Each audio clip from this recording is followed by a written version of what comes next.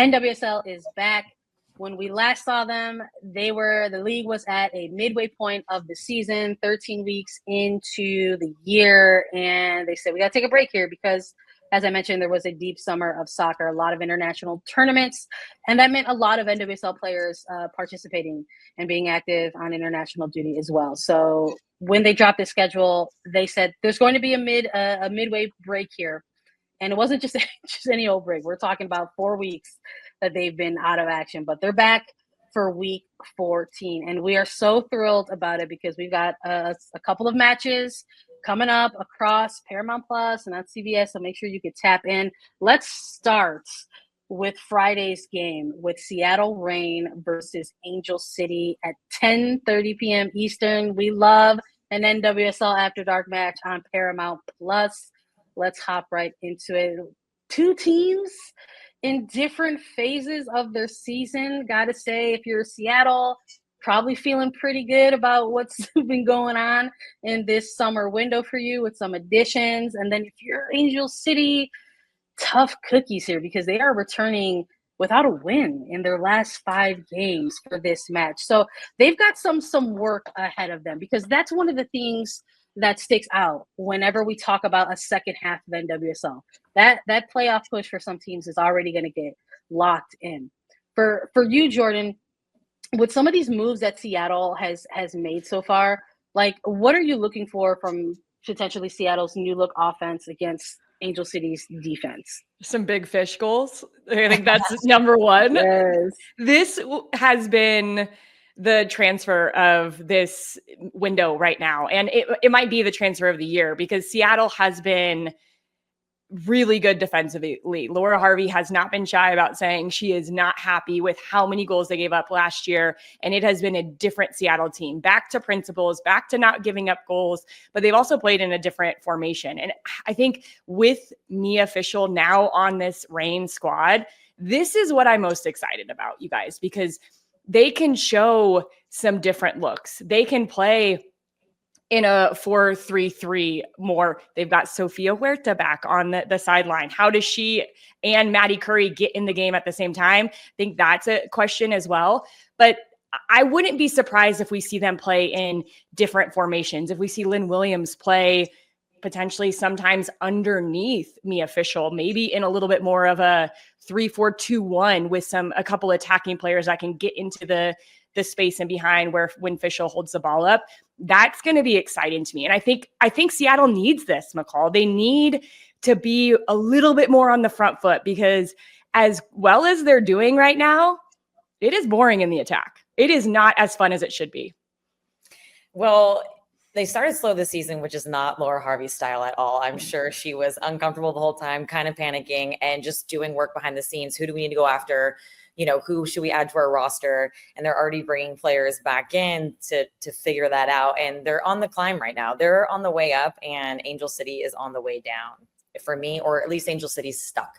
They're stuck. They can't get out of it. So for the Reign, adding that piece official, think about working with Darlene and Biondolo, and just even if, like you said, Jordy, if they played 2 false nines where one was just stretching and one was checking, because Fischel is so strong on the ball. Her physicality, she is really good at hold it play and playing with her back to goal. So whether she's laying off and spinning so other speedies can run in behind her, which Seattle has, it's going to be a lot more fun in the attack now. And typically, real quick, Sandra, this Seattle team has been so good in the channels and they've been one of the highest crossing teams that we've seen. Well, they need to get back to that because you have one of the best finishers in the box, sneaky, savvy runs by Fischel now. And now you have multiple targets who can find themselves in the box. So can they get back to a little bit more channel play and be more productive in those moments? And now Huerta, who's one of the best crossers in the game. And that's already been their style of play, getting into those wide channels, like you said. And she's just going to exploit that. And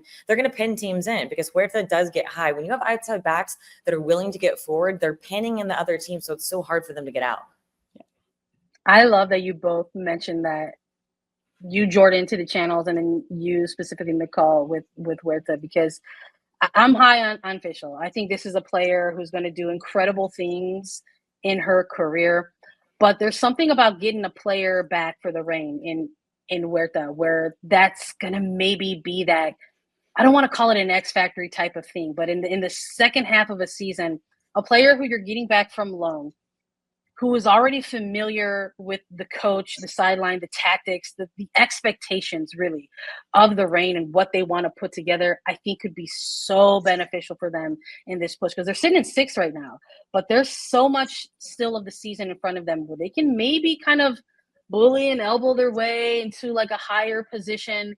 And I really do feel that Huerta could probably be that player to do it. I just think about her and her previous seasons with the Reign and how so many things were by design. All the touches that she was constantly getting on the sideline for this team, the crosses getting whipped in, and now with Biondolo and now with Fischel in that addition, I'm sure they're just all chomping at the bit to sort of see how it all looks, in a regular season format, because there's been some exhibition games over the course of this summer break for these teams, and Fischel and Huerta and among others are getting some of those early kind of minutes and touches together in those exhibition games. But like, there's nothing like that first game back, I think, after a long break. So I'm hopeful that we get to see some magic here for the new additions and for the Reign. For Angel City, though, in a general sense, though, yeah, happy to see loans working out in the women's game now. Yeah. We see Huerta go, get some experience or a different dynamic to your game, come back. Same with Sam Meza last year. Laura Harvey didn't think she was ready. Sent her to Dallas to get some games and come back. So this is a new wave that is happening in our league and in the women's game where they're actually going on loan and they're returning.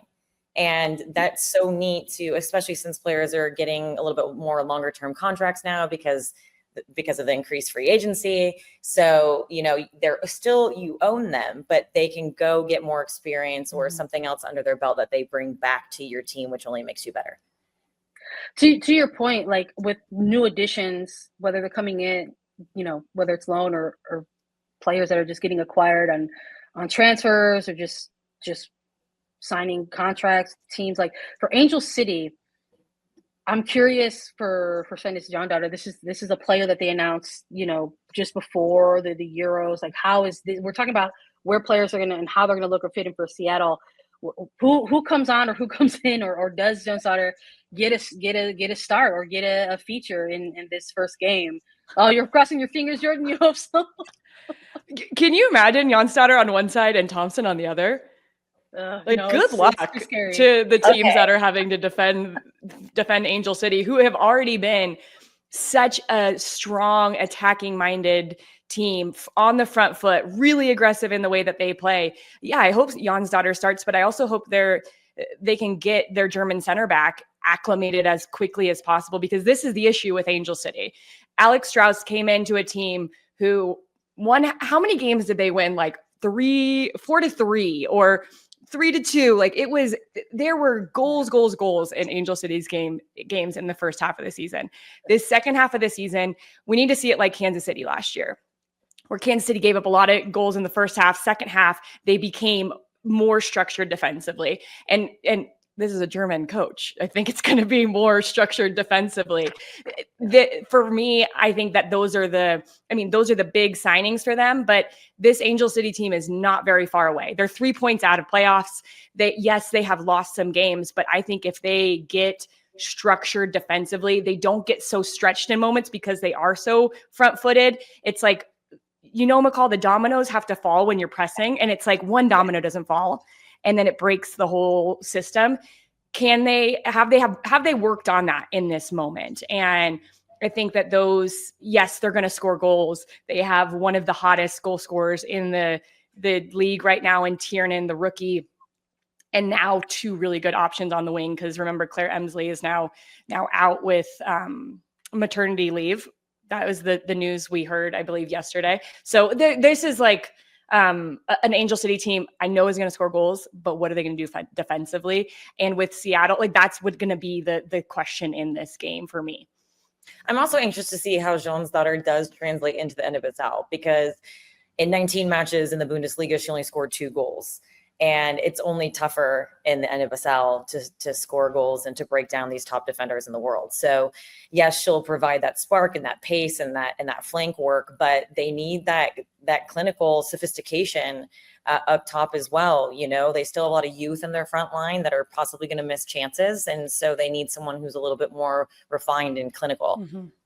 Yeah, I don't think that's unfair to mention or bring up. I think, you know, even in the Euro, right? It took her and Iceland as a whole to just sort of kind of really get going in that tournament. So, you know, maybe this will be like a, you know, kind of a rocky introduction to start in NWSL. Going up against the Seattle Reign isn't going to be an easy feat if you're like a new international. Seattle winning though. Seattle's going to. I was going to ask some predictions of this one. So you're going Seattle. What are you feeling in this one, Jordan?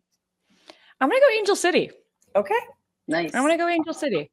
Yeah, I think that I'm excited for the second half of the season from Angel City. I've called like so many Angel City games in the first half, and I can see the moments where I'm like, this team could be really good, which unfortunately we haven't been able to say for Angel City since they came into this league. And I just feel like it's a little different now. And this is going to be a good test coming back from this break. Okay. I don't know. I feel break the tie. How can I break the tie? I feel like a lot of these games are going to have some of that, like, you know, match week 1 kind of vibes to them. So I think this, as much as I want to see like exciting goals and like cool stuff, like crosses whipped in and all that, I think we'll get it, but it might be kind of disjointed in a way. Like there will be 2 teams who maybe find their ways into dangerous spaces, but, you know, maybe nothing too clinical or too on target to kind of start the game. So I think maybe experience might kind of edge out in this one. So I might go the way of the Reign. I think it'll be a narrow game, but I'm actually not that combo breaker because we ran a poll for our chat and those joining us live. And believe it or not, the people are with you, Jordan. We've got 66% in the poll saying that Angel City are going to take this one compared to 33% in Seattle Reign. Crazy. We'll you know, so we're going to like tune back in on Sunday and you can check back in with us to see like who was right, who was wrong, or who knows, maybe we'll just get a good old-fashioned NWSL draw.